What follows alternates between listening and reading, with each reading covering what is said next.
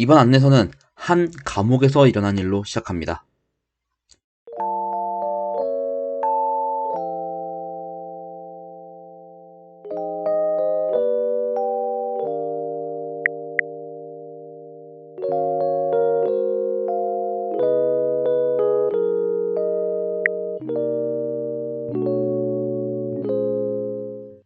감옥은 흉악범들로 가득 찬 곳으로 언제 어떤 일이 일어날지 모르는 곳이죠. 다만 놀랍게도 이 감옥에서는 탈옥을 시도하는 죄수도 없었으며 안에서 어떤 다툼이나 분쟁도 일어나지 않았습니다. 이는 간수가 시시각각 죄수들의 일거수일투족을 감시할 수 있었기 때문이었으며 죄수들 역시 자신의 모든 일상이 다 공개될 수 있음을 알았기 때문이죠. 다만 더 놀라운 사실은 이 감옥 파놉티콘에는 단 한 명의 간수도 없었다는 점입니다. 한 명의 간수가 수백 명의 죄수를 감시할 수 있는 효과적인 방법이 없을까?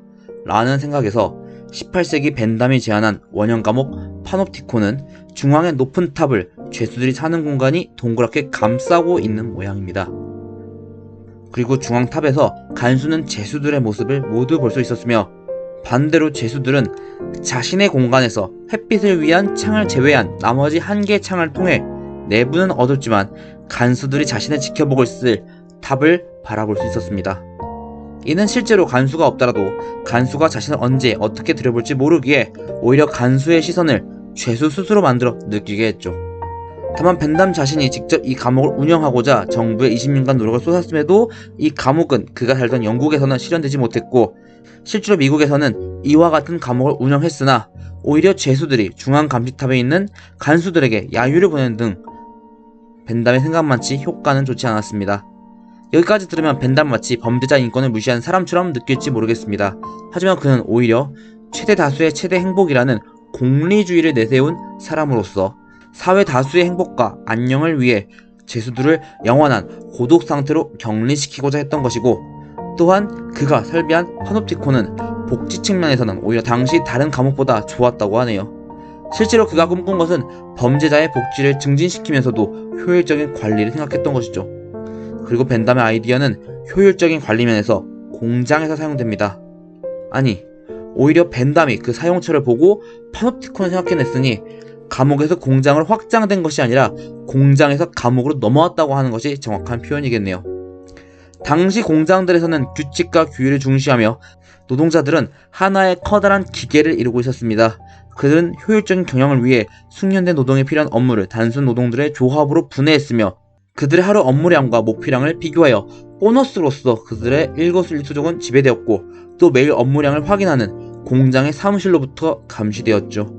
일례로 포드의 공장은 각각의 단위가 신중하게 디자인된 톱니바퀴처럼 서로 맞물려 있었고 함께 돌아가며 이 전체는 하나의 거대하고 완벽하게 시간이 맞고 부드럽게 작동하는 믿기 힘든 효용을 지닌 산업기계 자체였습니다. 다만 이러한 공장 역시 과학이 더욱 발전하자 사람들의 자리는 기계로 대체되었고 사람들은 이를 과학적으로 관리하고 분석하는 시스템을 구축하는 곳으로 관심을 옮겼습니다. 그렇게 각종 전산 시스템들이 생겨나게 되었고 이제는 모든 정보들이 서로 공유되며 파놉티콘에서 간수의 시선 대신에 우리가 주고받는 정보들로 인해 감시되는 전자 파놉티콘이 생겨나게 됩니다. 물론 이는 원래 파놉티콘과는 차이가 있습니다.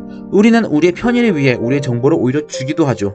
추천 영화나 물건의 할인 정보를 위해 우리의 요구나 우리의 선호도 등의 정보를 오히려 주는 것처럼 말이에요.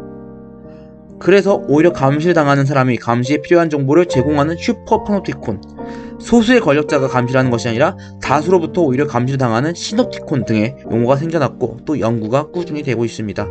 조지 오웰의 소설 1984년에서 빅브라더가 개인의 일거수일투족을 감시한다면 오늘날에는 누구나 그리고 당신마저도 바로 그 빅브라더가 될 수 있는 것이죠. 벤담의 파놉티콘을 연구한 미셸 푸코는 감시와 처벌이라는 책에서 이런 말을 남겼습니다. 감옥이 없다면 우리 사회가 바로 감옥이라는 사실을 금방 알았을 것이다. 다만 그 역시 오늘날같이 누구나 그 간수가 될 수 있다는 것은 생각하지 못한 것 같습니다. 오늘의 안내서는 여기까지입니다. 기술은 우리를 자유롭게 할까요? 오늘의 과학을 여행한 당신의 생각은 어떻습니까?